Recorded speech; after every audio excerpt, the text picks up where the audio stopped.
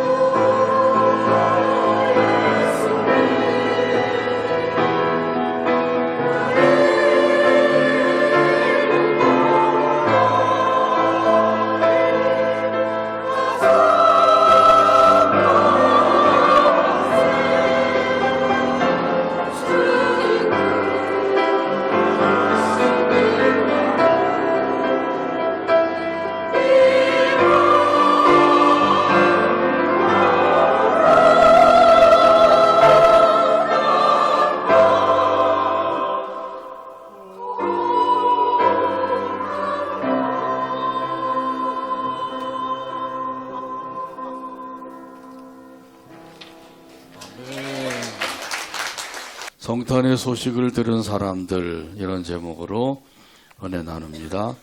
같이 한번 따라서 하시죠. 성탄의 소식을 들은 사람들. 네, 좀 길어서 못 따라하시는 분도 계신 것 같은데 다시 한번 하죠. 성탄의 소식을 들은 사람들. 옛날에 네 사람이 숲속으로 여행을 떠났습니다. 가도 가도 끝이 없는 그 숲속으로 들어가다가 갑자기 높은 담을 만났습니다. 도대체 담 너머에 무엇이 있기에 이렇게 높은 담을 쌓아 놓았는가 호기심이 생겼습니다. 그래서 그들은 급하게 사다리를 만들었습니다. 주변에 있는 나무를 베어서 사다리를 만들어서 첫 번째 사람이 올라가 보았습니다. 사다리를 타고 올라가서 보니까 그 너머에 어떤 것이 있는지 환호를 지르면서 그만 그곳으로 뛰어내리고 말았습니다. 두 번째 사람도 마찬가지였어요. 세 번째 사람도 똑같이 뛰어내렸습니다. 그래서 마지막 네 번째 사람이 사다리를 타고 올라가 보았어요. 올라가 보니까 입이 딱 벌어졌어요. 지금까지 그렇게 아름다운 광경을 보지 못했던 것이었어요. 끝까지 푸른 정원이 펼쳐져 있고 그리고 활짝 웃는 듯한 그런 예쁜 꽃들이 피어 있었습니다. 그리고 탐스러운 그 각종 과일들이 주렁주렁 달려 있었습니다. 이렇게 그 아름다운 광경은 난생 처음이었습니다. 그래서 그도 다른 사람들처럼 그곳으로 뛰어내리려고 했어요. 그런데 그 순간 생각나는 사람이 있었습니다. 가족들과 친구들이 생각이 났어요. 그래서 그는 뛰어내리려고 하는 그 유혹을 물리치고 사다리에서 내려왔습니다. 그리고 이 소식을 가족들과 친구들에게 전해야 되겠다는 마음을 가지고 달려갔어요. 달려가서 그 아름다운 소식을 다 전하게 되었다고 하는 이야기가 있습니다. 이처럼 우리가 아름다운 소식, 좋은 소식은 많은 사람들에게 전하고 싶은 마음이 생기죠. 근데 성탄의 소식이야말로 다른 어떤 소식보다도 아름답고 좋은 소식인 줄로 믿습니다. 그래서 이 소식을 듣고 믿는 사람들은 다른 사람들에게 전하지 않을 수가 없는 것이죠.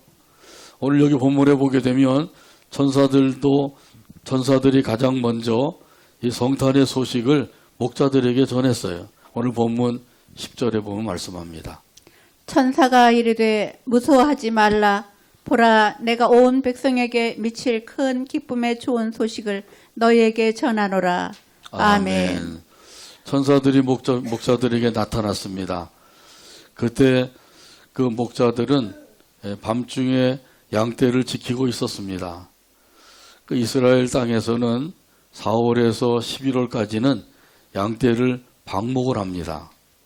그 방목을 하면서 이 밤에는 그 양떼들을 지키는 거예요. 맹수가 혹시라도 양떼를 해치지 않을까, 물어가지 않을까 해서 목자들이 잠도 자지 못하고 밤중에 양떼들을 지키고 있는 것이죠. 목자들이 이렇게 양떼를 지키고 있는데 갑자기 천사들이 나타났어요. 찬란한 빛이 주변을 환히 비추더니 천사들이 나타난 것이에요. 그 광경을 보고 목자들이 무서워서 벌벌 떨게 되었습니다. 밤중에 갑자기 주변이 환히 밝아지더니 천사들이 나타났으니 얼마나 두려웠겠어요. 근데 그때 천사가 말을 했어요. 무서워하지 말라. 내가 온 백성에게 미칠 큰 기쁨의 좋은 소식을 너희에게 전하노라. 할렐루야. 아멘. 천사가 전한 소식은 온 백성에게 미칠 소식입니다. 여기 온 백성은 모든 백성을 가리키는 것이죠. 이스라엘 백성만 아니라 세계 모든 나라의 백성들을 가리키는 거예요. 이 말씀대로 이 성탄의 소식은 온 백성들, 세계 모든 백성들에게 전할 소식인 것이죠. 그래서 이 소식이 전해져서 이 성탄의 소식을 모르는 사람들이 거의 없어요. 그 성탄은 온 백성, 온 세상 사람들이 기뻐하고 즐거워하는 날이죠. 자, 그런데 왜 기뻐하고 즐거워하는지 모르고 막연히 기뻐하고 즐거워하는 사람들이 있습니다. 이날은 기쁜 날이다, 즐거운 날이다, 메리 크리스마스, 즐거운 성탄절 이러면서 그냥 막연히 기뻐하고 즐거워하는 사람들이 있죠. 이런 사람들은 우리 기쁘고 즐거운 날인데 모여서 술 한잔 하면서 즐겁게 노래 부르면서 놀자 판인 것이죠. 자, 그런데 이 크리스마스라고 하는 말대로 예수 그리스도께 경배하는 사람들이 있어요. 이 크리스마스라고 하는 말은 크리스토스, 그리스도라고 하는 뜻이죠. 마스는 경배하다, 절하다 그런 뜻이에요. 자, 그러니까 이 크리스마스라고 하는 말은 그리스도께 경배하다 그런 뜻인 것이죠. 말로만 크리스마스 할 것이 아니라 그 말대로 예수 그리스도께 경배해야 될 줄로 믿습니다. 아멘. 성탄절에는 예수님께 경배하는 날이에요. 예수님께 경배하지 않는 것은 믿는 사람의 삶이 아닌 것이죠. 정말 예수님을 믿는다고 하면 이 성탄절에 하나님 앞에 나와서 예수님께 경배를 드려야 되는 것이죠. 우리 예수님께 경배하게 되기를 바랍니다. 아멘. 예수님께 예배하게 되길 바랍니다. 아멘. 예수님께 영광을 돌리게 되길 바랍니다. 아멘. 이렇게 하는 것이 믿는 사람의 삶인 거예요. 또한 천사가 그 전한 소식은 큰 기쁨의 좋은 소식이라고 말씀하고 있죠. 큰 소식이에요. 기쁜 소식이고 좋은 소식입니다. 이런 소식이 또 어디에 있을까요? 성탄의 소식밖에는 없는 것이죠. 자, 그래서 천사가 확실하게 전했어요. 오늘 본문 11절에서 말씀합니다. 오늘 다윗의 동네에 너희를 위하여 구주가 나셨으니 곧 그리스도 주시니라. 아멘. 아멘. 아멘. 이 천사가 목자들에게 성탄의 소식을 전했어요. 다윗의 동네에 너희를 위하여 구주가 나셨다. 다윗의 동네에 너희를 위하여 구주가 나셨다. 아멘. 할렐루야. 두 번째 눈치를 채셔서 감사합니다. 다윗의 동네는 어디죠? 그렇죠. 베들레헴이에요. 이 베들레헴은 작은 마을이에요. 우리나라로 말하면 뭐 성남시나 수원시 거기에도 한 동에 불과한 거죠. 뭐 성남시로 말하면 대장동 많이 들어보셨죠? 또 은행동도 있어요. 뭐 이런 그 동네에 속하는 것이에요. 그냥 아주 작은 마을이죠. 자, 그런데 이렇게 작은 마을에 구주가 나셨다. 자, 이곳은 그 구주가 나실 만한 그런 아주 동네가 아니란 말이죠. 큰 동네가 아니라 아주 작은 동네예요. 자, 그런데 여기에 구주가 나셨다. 자, 그것도 신기하고 놀라운 일이지만 더 신기하고 놀라운 일이 있어요. 왜냐하면 구주 예수님의 그 부모인 요셉과 마리아는 갈릴리 사람이죠. 갈릴리는 북쪽에 있어요. 우리나라 뭐 한경도. 자, 그런데 이 베들레헴은 성남이나 수원 그 정도 된단 말이죠. 남쪽에 있는 거예요. 이렇게 북쪽에서 남쪽까지 오려고 하면 도보로 일주일 정도는 걸려야 돼. 자, 그런데 그 마리아가 만삭이 되어서 그 베들레헴까지 와서 거기까지 걸어와서 아이를 낳게 된 것이에요. 자, 그런데 그곳이 바로 다윗의 동네인 베들레헴이라고 하는 것이죠. 여기에 이제 구주 예수님이 탄생하셨다고 하는 사실은 참으로 놀라운 일인 거예요. 이 사실은 하나님께서 예언하신 것이 그대로 이루어졌다고 하는 사실에 대해서 더욱더 놀라운 일인 것이죠. 하나님께서 미가 선지자를 통해서 구주 예수님의 탄생에 대한 소식을 예언하셨어요. 미가서 5장 2절에서 말씀합니다. 베들레헴 에브라다야 너는 유다 족속 중에 작을지라도 이스라엘을 다스릴 자가 내게로 나올 것이라. 그의 근본은 상고의 영원에 있느니라. 아멘. 이스라엘을 다스릴 자가 베들레헴에서 탄생할 것이다. 이 미가 선지자가 수백 년 전에 예언을 했는데 그 예언대로 이루어진 거예요. 갈릴리 북쪽의 사람인데 북쪽의 사람이 이 남쪽에 와서 거기서 아이를 낳아서 그래서 그 예언이 이루어졌다고 하는 사실이죠. 이렇게 예언이 이루어지게 된 것은 그 로마 황제가 호족을 하라 명령을 내렸죠. 그래서 호족하러 다 각각 자기 고향으로 본족지로 가게 된 거예요. 그래서 갈릴리에 살던 요셉과 마리아도 만삭이 되었지만은 호족을 하라는 황제의 명령이 떨어졌기 때문에 호족을 하러 베들레헴으로 갔다가 거기서 이제 구주 예수님을 낳게 되었다고 하는 사실이죠. 자, 이것을 보게 되면 이 황제의 마음을 주관하시는 분도 누구예요? 하나님이시죠. 선지자를 통해서 예언하신 것을 반드시 이루시는 하나님이셔요. 하나님의 말씀은 반드시 이루어지는 줄로 믿습니다. 아멘. 이 다윗의 동네에 구주가 나셨다. 이 구주가 나셨는데 그 구주 예수님은 누구를 위해서 나셨다고요? 너희를 위하여 나셨다고 말씀하고 있어요. 여기 너희라고 하는 것은 저와 여러분도 포함되어 있는 거예요.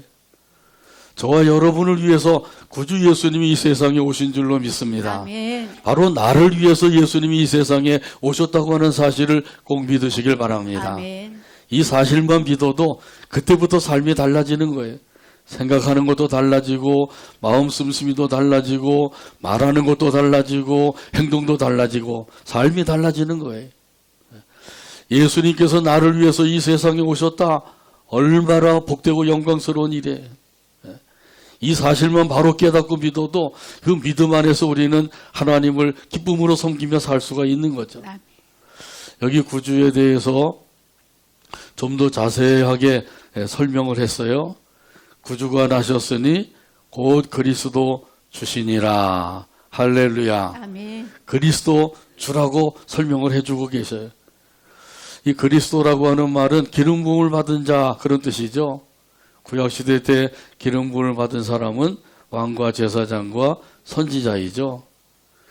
자, 그래서 이 세 가지 직분을 예수님께서 가지셨다고 하는 의미에서 그리스도라고 하는 그런 그 호칭이 붙어지게 된 거예요. 왕으로 다스리시고 제사장으로 중보자가 되시고 선지자로서 복음을 전하셨다고 하는 사실이죠. 또한 여기 구주 예수님은 주가 되신다고 하는 사실을 말씀해 주고 계셔요. 여기 주는 주인을 가리키는 거죠. 누구의 주인이죠? 나의 주인. 조한재의 주인만 아니라 우리 김장로님의 주인만 아니라 나의 주인이 되신다고 하는 사실을 믿으시길 바랍니다. 아멘. 이렇게 믿게 되면은 그때부터 이제 예수님을 주인으로 모시고 살게 되는 거죠. 예수님을 주인으로 모신 사람들은 내가 원하는 대로가 아니라 구주 예수님이 원하시는 대로 살게 되는 거예요. 내 뜻대로가 아니라 구주 예수님이 원하시는 대로 살게 되는 거죠. 그런 뜻을 따라서 오늘도 하나님 앞에 나와서 예배하고 있는 줄로 믿습니다. 아멘. 이 예배만 드리고 끝나면 그것으로 끝나는 것이 아니라 삶으로 돌아가서 거기서도 예수님의 뜻대로 예수님이 원하시는 대로 사는 것이 바로 예수님을 구원의 주님으로 모신 사람의 삶인 거예요. 이런 사실을 로마서 14장 8절에서 9절에 보면 또 말씀합니다. 우리가 살아도 주를 위하여 살고 죽어도 주를 위하여 죽나니 그러므로 사나 죽으나 우리가 주의 것이로다.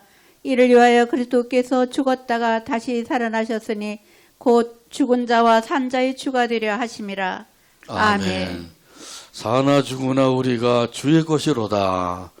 그렇게 믿으시나요? 아멘. 우리가 주님의 것이에요. 이 몸도 주님의 몸이고 이 생명도 주님의 생명이에요. 이렇게 믿으면 그때부터 예수님을 나의 주인으로 모시고 주인 대신 예수님의 뜻을 따라 살게 돼.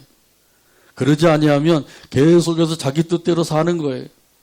자기가 원하는 대로 하고 자기 마음대로 모든 것을 이루어가게 되는 것이죠. 계획을 세워도 자기 뜻대로, 그 계획을 이루는 것도 자기 뜻대로. 이거 전혀 믿음의 사람의 삶이 아니에요. 진짜 믿는 사람이라고 하면 예수님의 뜻을 따라서 살아야 된다고 하는 사실이죠. 사나 죽으나 우리가 주의 것이로다. 이 말씀대로 꼭 믿으시길 바랍니다. 아멘. 예수님은 죽은 자와 산 자의 주가 되신다고 말씀하고 계셔요. 성경이 분명히 하나님께서 예수님이 산 자와 죽은 자의 주가 되신다고 그랬는데도, 그런데도 불구하고 예수님을 나의 주인으로 모시지 아니하고 산다고 하면 그게 믿음의 삶이 아닌 거죠. 믿는다고 생각을 할지 모르지만 사실은 그 믿음은 헛된 믿음이에요. 죽은 믿음이 되는 것이죠. 산 믿음이 되지 못하는 거예요. 자, 그러므로 예수님이 나의 주가 되신다고 하는 사실을 꼭 믿으시고 이 믿음 안에서 주님의 뜻에 순종하며 살아가는 우리 모두가 되기를 주님의 이름으로 축복합니다. 아멘. 주님의 뜻대로 살 뿐만 아니라 이러한 주님께 찬양을 드리며 살아야 되겠죠. 찬송가 115장 1절에 보면 이런 가사가 있어요. 기쁘다 구주 오셨네 만백성 맞으라. 온 교회여 다 일어나 다 찬양하여라. 다 찬양하여라. 다 찬양하여라. 찬송가 115장 1절 가사를 생각하면서 함께 찬양합니다.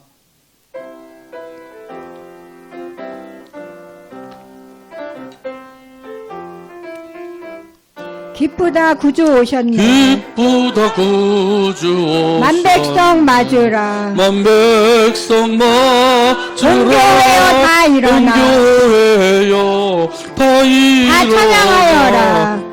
찬양하여라. 다 찬양하여라. 다 찬양하여라. 다 찬양하여라. 찬양하여라. 아멘. 온 교회여 다 일어나서 찬양하여라. 다 찬양하여라. 아멘. 할렐루야. 아멘. 이 찬송 가사대로 구주 예수님께 찬양하며 살게 되기를 바랍니다. 아멘. 이 천사들도 찬양을 했죠. 오늘 본문 13절에서 14절에 보면 말씀합니다. 호련히 수많은 천군이 그 천사들과 함께 하나님을 찬송하여 이르되 지극히 높은 곳에서는 하나님께 영광이요 땅에서는 하나님이 기뻐하신 사람들 중에 평화로다 하니라. 아멘. 천군과 천사들이 하나님을 찬송을 했어요. 뭐라고 찬송을 했죠? 지극히 높은 곳에서는 하나님께 영광이요. 먼저 그렇게 찬양을 드린 거예요. 이 구주 예수님의 탄생은 하나님께 영광을 돌린 일이 된다고 하는 사실이죠. 구주 예수님이 이 세상에 오신 목적이 있어요. 그 목적은 하나님의 뜻에 먼저 순종하신 것이죠. 하나님의 뜻에 순종하셨다고 하는 사실은 이 성경에서 우리에게 분명히 말씀해 주고 있어요. 성부 하나님께서 성자 예수님에게 말씀하셨습니다. 내가 이 세상에 내려가서 멸망받을 수밖에 없는 저 죄인들을 구원하고 오너라. 그러니까 성자 예수님께서 뭐라고 그러셨어요? 아멘. 이렇게 하신 거죠. 아멘. 이렇게 아멘 하시고 이 세상에 오셔서 우리 죄인들을 구원하시는 일을 다 이루신 거예요. 자, 이것이 바로 성자 예수님께서 성부 하나님께 영광을 돌린 것이에요. 우리가 하나님께 영광을 돌린다고 하는 것은 다른 것이 없어요. 하나님의 뜻에 순종하면 되는 것이죠. 이 영광을 돌린다고 해서 하나님을 기쁘시게 했다고 하는 뜻이에요. 하나님께 하나님의 뜻에 순종하게 되면 하나님을 기쁘시게 해드린 것이 되고 그것이 하나님께 영광을 돌리는 게 되는 것이에요. 인생의 목적이 뭐라 그러죠? 하나님께 영광을 돌리는 것이다. 하나님을 영화롭게 하고 그를 영원토록 즐거워하는 것이다. 이렇게 소요리 문답에 말씀하고 있는데 간단하게 말하면 하나님께 영광을 돌리는 거예요. 그것이 인생의 목적이에요. 이 목적대로 살게 되기를 바랍니다. 아멘. 또한 구주 예수님의 탄생은 사람들에게는 참된 평화를 이루어 주었다. 이렇게 천사들이 찬송을 하고 있는 거죠. 평화를 이루어 주었다고 여기 찬송을 하고 있는데 이 평화는 하나님과 우리 사람들 간의 평화를 이루어 주었다는 것이에요. 본래 우리들은 하나님과 원수를 맺고 있었어요. 원수를 맺고 살던 사람들이에요. 그런데 예수님께서 이 세상에 오셔서 하나님과 화평을 누리게 해주셨습니다. 할렐루야. 아멘. 사람들이 하나님과 원수가 된 것은 무엇 때문이에요? 죄 때문인 거죠. 우리가 지은 죄 때문에 하나님과 원수가 되어서 살고 있었던 거예요. 그래서 이 죄가 하나님과 사람 사이를 갈라놓게 된 것이죠. 자, 그래서 예수님께서 이 세상에 오셔서 하나님과 우리 사이를 갈라놓았던 그 죄의 문제를 해결해 주신 거예요. 예수님이 아니면 이 죄의 문제를 해결해 줄 수가 없어요. 이 죄라고 하는 것은 육신의 생각을 통해서 우리에게 들어오게 됩니다. 죄가 육신의 생각을 통해서 우리에게 들어오는 거예요.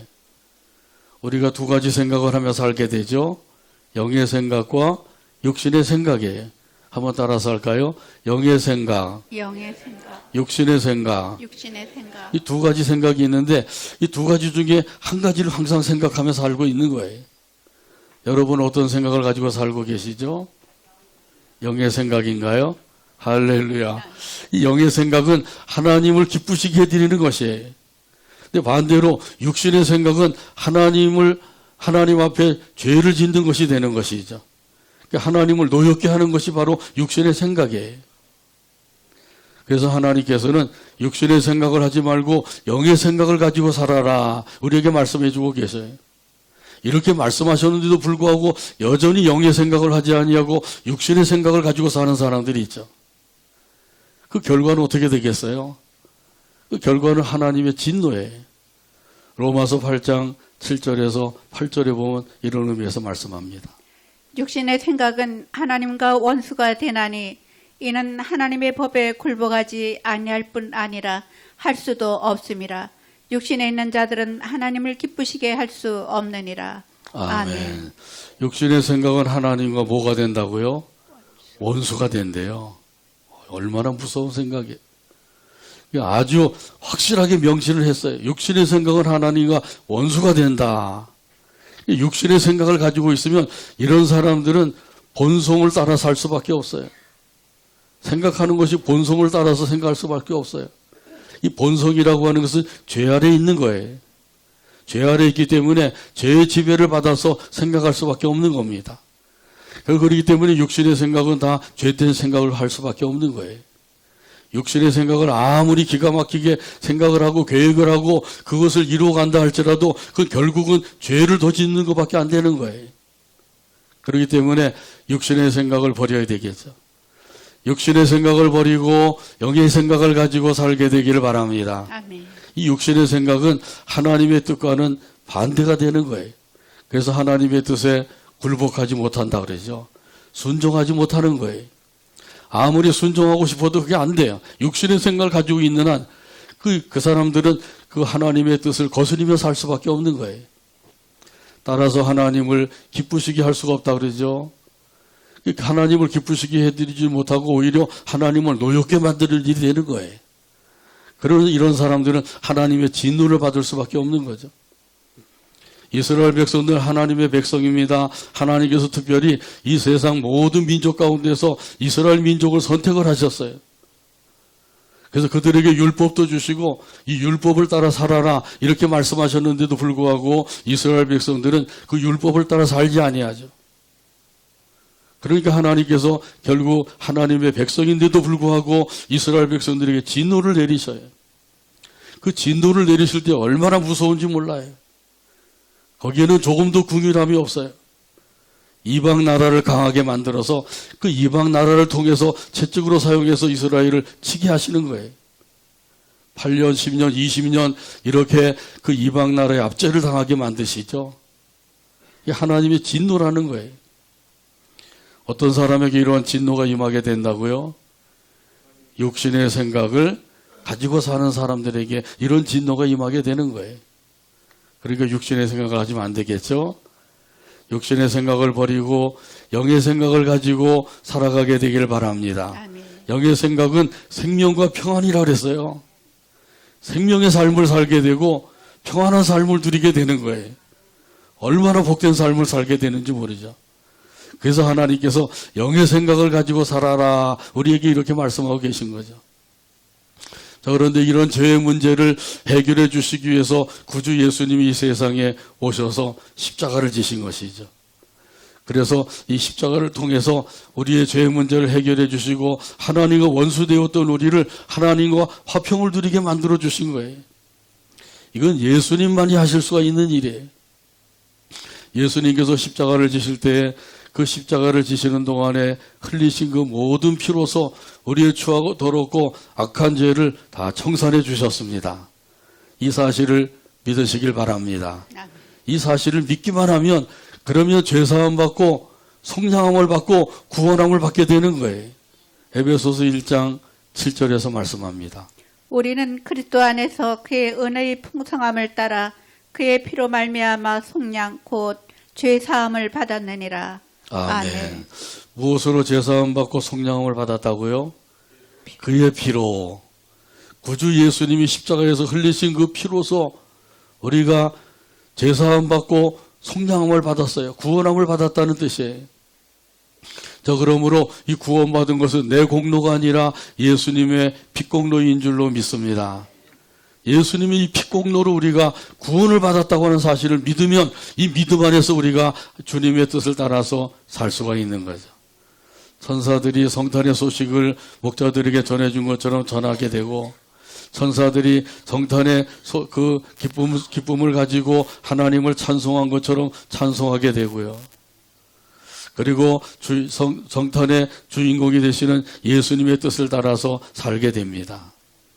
그래서 이 평안은 모든 사람들에게 주어지면 좋은데 모든 사람들에게 주어지는 게 아니라 천사가 찬송한 대로 되어지는 것이죠. 땅에서 하나님이 기뻐하신 사람들 중에 평화로다 이렇게 찬송을 하고 있죠. 여기 하나님이 기뻐하신 사람은 어떤 사람이에요?